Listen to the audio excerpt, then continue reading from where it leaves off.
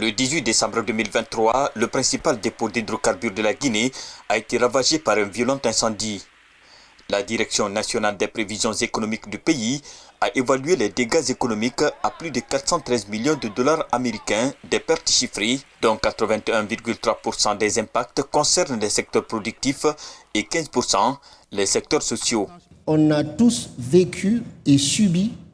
les conséquences de cet incendie, notamment l'impact sur notre vie économique mais aussi sociale. Nous espérons aussi que les institutions de financement et les banques et les acteurs du secteur pétrolier vont tous contribuer à la réalisation de cette infrastructure, comme vous le dites, qui est devenue une infrastructure de nécessité nationale. La reconstruction post-incendie d'un nouveau dépôt d'hydrocarbures pour le pays est inscrite dans la catégorie d'intérêt national. Et pour l'exécution du dit projet, les autorités de la transition ont besoin d'environ 300 millions de dollars américains, ce qui implique l'apport des banques et des institutions financières pour la mobilisation des fonds. Du moment que c'est devenu un projet d'intérêt national,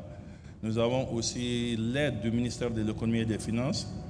et l'aide du gouvernement de la Banque centrale qui est en train de discuter sur une autre ligne pour nous trouver, parce que même s'ils ne peuvent pas financer tout le projet, parce que c'est un projet qui est dans les 300 millions de dollars, mais dans ce sens, ils peuvent nous aider au moins pour trouver une partie qui peut accélérer, qui peut nous aider à partir avec le financement de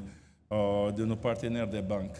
Dans la ville de Forikaria, une préfecture périphérique de la capitale Conakry, un site est identifié et en phase de mise en valeur pour accueillir le futur dépôt national d'hydrocarbures de la Guinée. L'incendie a démontré au pays l'urgence et la nécessité de se doter de nouveaux sites pétroliers.